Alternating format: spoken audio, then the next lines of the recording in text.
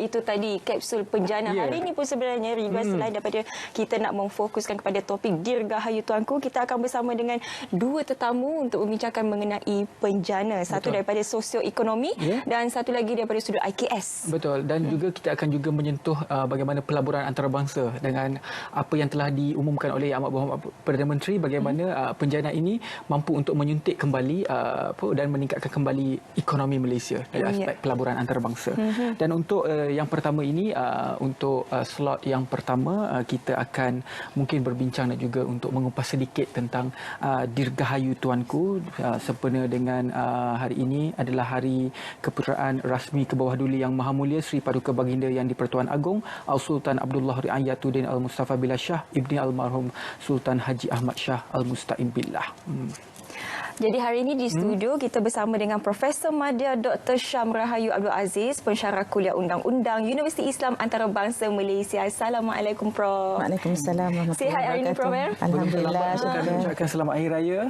Selamat Hari Raya kembali. Pada hari ini 16 Syawal 1441. Terima kasih. Dan hari ini memang kita biru semua, Ridwan. Sempena dengan Hari Lautan Sedunia juga hari ini. Betul. Baik, Prof. Bila kita bercakap mengenai Dirgahayu Tuanku, sebenarnya apa yang kita nak tahu sebenarnya bukan sahaja kami berdua, mungkin juga mereka di luar sana. Bila kita menyebut mengenai raja berperlembagaan, saya suka sebenarnya sebab daripada sekolah, bila kita ditanya apakah maksud raja berperlembagaan, kita tahu yang pertama raja mengikut nasihat, dan kedua raja mengikut perlembagaan persekutuan. Tapi rasanya kalau masuk kelas Prof, daripada 10 markah, rasa dapat 2 markah juga kalau bagi 2 jawapan tu, betul tak, Prof? Sebab konsep dan juga maksudnya sebenarnya lebih besar daripada itu. Mungkin Prof boleh kongsikan kepada kami. Terima kasih Syafiqah. Assalamualaikum warahmatullahi wabarakatuh. Terima kasih juga Ridwan. Kalau kita melihat kepada konsep raja berperlembagaan itu sendiri, ia mempunyai konotasi yang sangat luas. Kalau kita nak tahu apa raja berperlembagaan, maka kita kena tengoklah apa yang ada dalam perlembagaan tu. Dah betul dah apa yang Syafiqah cakap tu. Tapi 2 markah tu rendah sangatlah. Tapi sekurang-kurangnya kita sudah maklum sebagai warga negara Malaysia, kita maklum bahawa kita mempunyai institusi beraja. Dan institusi beraja itu telah diangkat atau dimasukkan dalam perlembagaan, diisytiharkan dalam perlembagaan, maka kita menerima perlembagaan itu sebagai undang-undang tertinggi dan institusi itu dijamin oleh undang-undang itu tertinggi, undang-undang yang tertinggi itu. Tapi lebih penting daripada itu, saya fikir institusi beraja ini adalah satu institusi yang bukan hanya kerana ia ada dalam perlembagaan kita mengangkatnya, tetapi kerana ia telah bertahta di hati kita. Betul. Maknanya telah berada dalam tanah air kita ini lebih dahulu daripada perlembagaan, kan? Betul. Sebab perlembagaan wujud 1957, tetapi institusi beraja, contohnya Majlis Raja-Raja, telah berada dalam negara kita ini lebih dahulu, lebih lama daripada perlembagaan. Betul. Begitu juga dengan institusi beraja di negeri. Jadi bukan kerana ia diangkat dalam perlembagaan maka ia menjadi institusi yang kita perlu hormati atau taati. Ia adalah institusi yang telah lama menjadi amalan, menjadi satu yang identiti yang sangat simbiotik dengan negara kita. Jadi kalau kita merujuk balik kepada bertindak atas nasihat, bertindak atas perlembagaan, maka kita hendaklah melihat siapakah atau apakah, di manakah kedudukan institusi tersebut di dalam perlembagaan. Contohnya Yang di-Pertuan Agong daripada peringkat persekutuan ini merupakan pemerintah tertinggi Malaysia, ya, ketua utama negara kita. Maknanya kita ada, seperti yang ramai dah maklum, kita ada 2 sistem, satu raja berperlembagaan dan demokrasi berparlimen. Dalam keadaan-keadaan tertentu, raja berperlembagaan lebih tinggi kedudukannya daripada demokrasi.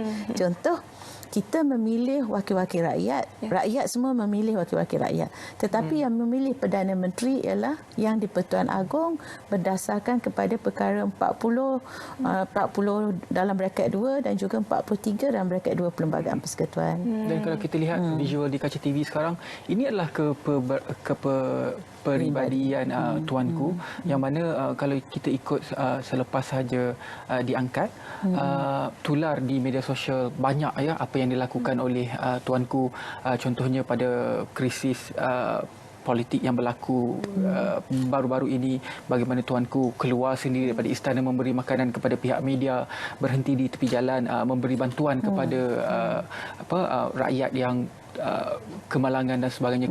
Kepribadian tuanku adalah sangat disanjung pada ketika ini.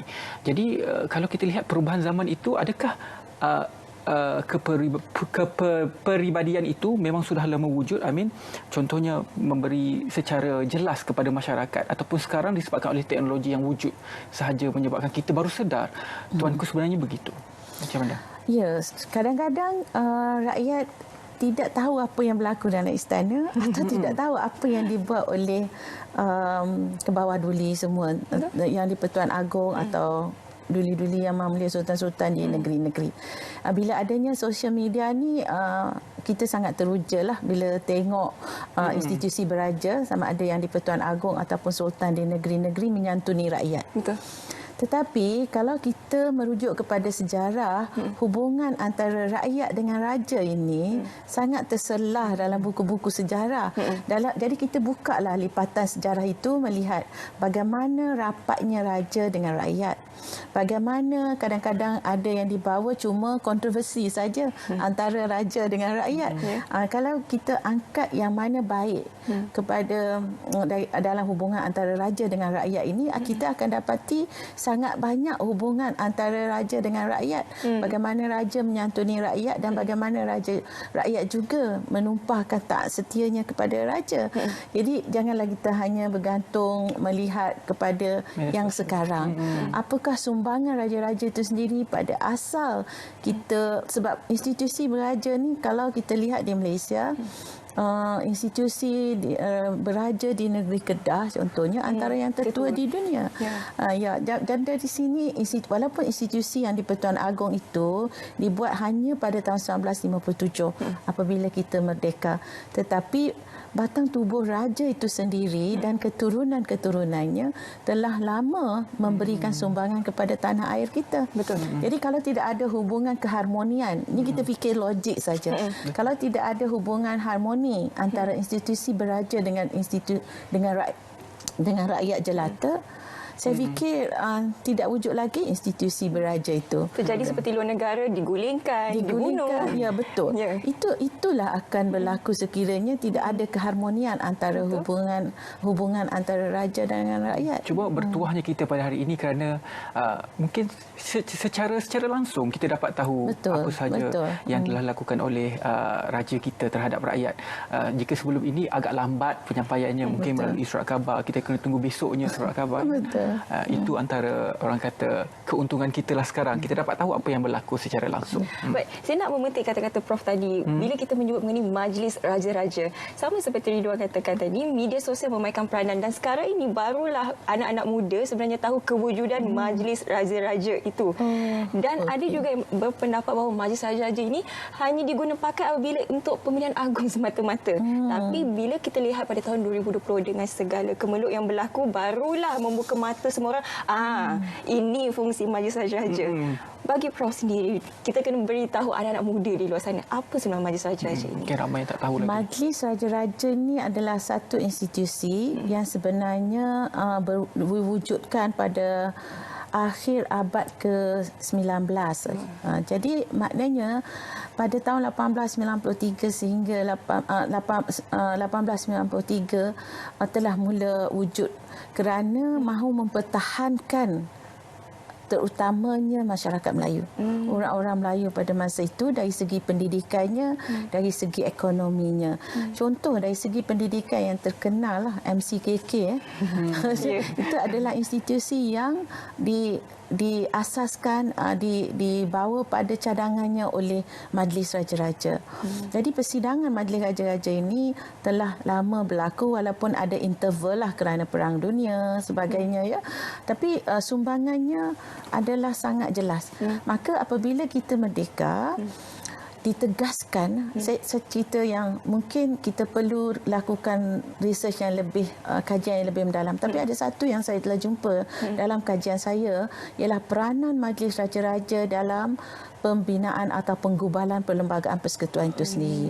Pada asalnya, Suruhanjaya RIT hanya mahu berikan tanggungjawab atau amanah kepada Majlis Raja-Raja ini hanya untuk pelantikan yang di-Pertuan Agong sahaja. Tetapi apabila mendapat draft pertama Suruhanjaya RIT ini, raja-raja tidak berpuas hati dengan draft itu. Maka dalam satu jawatan kuasa kerja telah berlaku mesyuarat antara wakil raja-raja, wakil British dan wakil ratu dan juga wakil kerajaan. Masa itu melalui pilihan raya 1955 kan. Wakil raja-raja pernah keluar daripada mesyuarat tersebut kerana tidak bersetuju dengan pendekatannya. Maka terbinalah perkara 38 Perlembagaan Persekutuan yang mana Majlis Raja-Raja juga mempunyai peranan untuk membincangkan hal-hal berkaitan dengan polisi negara. Walaupun diiringi oleh Perdana Menteri atau Menteri Besar bagi negeri-negeri, tetapi perlembagaan menyatakan bahawa Majlis Raja-Raja boleh membincangkan hal-hal berkaitan dengan polisi. Dalam perlembagaan itu disebut antara polisi yang penting ialah polisi berkaitan dengan immigration. Jadi saya sebenarnya apabila saya mula-mula membaca perlembagaan, kenapa polisi berkaitan dengan immigration ini disebut dalam perlembagaan? Bila saya teliti dokumen sejarah semua, kerana apabila orang luar datang ke negara kita, mereka tidaklah dihadkan hanya di Kuala Lumpur atau di suatu tempat saja. Mereka bebas bergerak dalam negara kita. Maka mereka akan melalui sempadan negeri-negeri yang dinaungi oleh duli-duli yang Maha Mulia Sultan-Sultan. Banyak peruntukan dalam Majlis Raja-Raja juga mesti memberi perkenan dalam pindaan kepada setengah-setengah peruntukan dalam perlembagaan, terutama yang berkaitan dengan hubungan kaum, contoh kewarganegaraan, kedudukan orang Melayu, bahasa Melayu, dan juga perubahan persempadanan mesti mendapat perkenan Majlis Raja-Raja. Jadi kita bacalah perlembagaan perkara 38 Perlembagaan Persekutuan. Ya, mungkin sedikit kelemahan kepada generasi muda apabila kita tidak betul-betul memahami dan juga membaca isi kandungan perlembagaan. Bukan sahaja perlembagaan tetapi sejarah secara keseluruhannya. Dan saya percaya sejarah itu adalah apabila kita memahaminya, ia merupakan satu tunggak kepada pembinaan jati diri kita. Bercerita mengenai tunggak jati diri, kita tidak akan terlepas daripada kita memegang satu perkara yang cukup pokok kepada Malaysia ini adalah rukun negara. Salah satunya juga di dalamnya itu juga menyebut keluhuran perlembagaan, kedaulatan undang-undang, kesopanan dan kesusilaan. Sedari kecil, kalau zaman sekarang saya tidak pasti, tapi zaman kami waktu setiap hari kan rukun negara, 5 rukun negara itu wajib disebut secara akhirnya menjadi cair dan di mulut. Tapi kefahaman terhadap rukun negara itu, pemegang pada rukun negara itu tidak hanya memegang itu sebagai kata-kata, tidak memegangnya sebagai jati diri. Mungkin ini adalah satu cabaran kepada dunia sekarang, Malaysia sekarang, untuk betul-betul kita nak membentuk masyarakat yang betul-betul faham dan memegang rukun negara. Bagaimana pandangan Prof? Ya, saya setuju. Masa saya kecil-kecil dulu pun duk bacalah 5 negara. Tapi sebenarnya saya nak sebut je ringkas. Sebenarnya 5 prinsip rukun negara tu kita tidak melihat kepada matlamat negara yang ada di awal rukun negara. Ini satu teka-teki lah untuk para penonton juga. Mungkin selepas ini penonton bolehlah Google, baca rukun negara itu secara sepenuhnya. Saya nak buat teka-teki je. Baik, apa yang Ridwan, saya nak respons pada perbincangan kita pada pagi ni lah. Kalau kita lihat kepada sesuatu perkara tu, kita lihat sana sekarang apa yang Ridwan sebut tadi, kita tahu wujudnya rukun negara. Kita faham wujudnya rukun negara. Adakah kita hayati dan amalkan? Itu persoalan. Mungkin itu yang Ridwan nak tunjuk. Adakah kita hayati, insafkan dia dalam hati kita dan amalkan? Contoh apabila kita kata kepercayaan kepada Tuhan, kesetiaan kepada raja dan negara. Saya nak bagi contoh yang ni je sebab sempena dirgahayu tuanku ya. Kesetiaan kepada raja dan negara. Kenapa digabungkan raja dan negara? Kenapa tidak kesetiaan kepada raja prinsip kedua, kesetiaan kepada negara, prinsip ketiga. Kerana raja itu adalah simbol negara. Raja itu adalah suatu yang wajib dalam perwujudan negara kita. Tidak ada negara tanpa raja bagi negara kita. Walaupun negara lain mungkin mereka tidak mahu raja, tapi dalam sistem negara kita, kita mahukan institusi beraja itu kekal. Bahkan Malaysia adalah adalah negara yang paling ramai rajanya, dan kita mempunyai satu-satunya negara yang mempunyai institusi yang di-Pertuan Agong yang dipersetujui melalui muafakat semua raja-raja Melayu. Jadi ini adalah satu-satunya contoh institusi beraja di dunia. Tak ada yang lain yang wujudnya institusi yang di-Pertuan Agong. Suka saya nyatakan bahawa tahta yang di-Pertuan Agong ini menunjukkan pemuafakatan raja-raja tentang siapa yang akan mengambil tampuk pemerintahan tertinggi di peringkat persekutuan. Ini bukan suatu yang mudah. Tapi di Malaysia kita tak pernah dengar persengketaan antara raja-raja berebut tahta. Kan? Jadi inilah satu institusi Majlis Raja-Raja ini juga boleh menjadi role model dalam konteks pemuafakatan dan kepelbagaian masyarakat kita. Betul. Saya suka jawablah. Saya suka kata-kata Prof tadi tu, sebab kita memang ada banyak sultan raja-raja ni. Tapi bagaimana mereka tidak pernah bersengketa, masing-masing rela menyerahkan tugas kuasa mereka kepada yang satu. Bahkan kadang-kadang mengundur dulu berikan kepada betul. Raja lain. Kemanisan apa yang ada di Malaysia sebenarnya yang membuatkan Malaysia unik sebenarnya kan? Sikit lagi saya nak kau. Silakan. Kalau kita rasakan macam Ridwan kata kita tak sedar wujudnya institusi kan. Maknanya baru bila terantuk baru tengadah. Maknanya sekarang ni kita kena tahu apa yang ada dalam perlembagaan. Janganlah kita menunggu satu insiden berlaku barulah kita nak cari kenapa raja buat macam ni. Lepas tu komen macam-macam pula. Betul. Sebenarnya kebijaksanaan Tuanku sebenarnya daripada dahulu lagi institusi kerajaan ini. Banyak sejarah-sejarah kalau kita baca kebijaksanaan, tapi adalah mungkin yang tak gemar nak membaca sejarah lalu membuat spekulasi bahawa institusi diraja ini hanyalah begitu sahaja. Begitu sahaja. Bila terjadi macam Prof kata, bila terjadinya sesuatu barulah nampak kebijaksanaan. Tapi sebenarnya kebijaksanaan ini sudah wujud daripada lama. Pandangan Prof. Dia dinamik ataupun statik? Dia dinamik.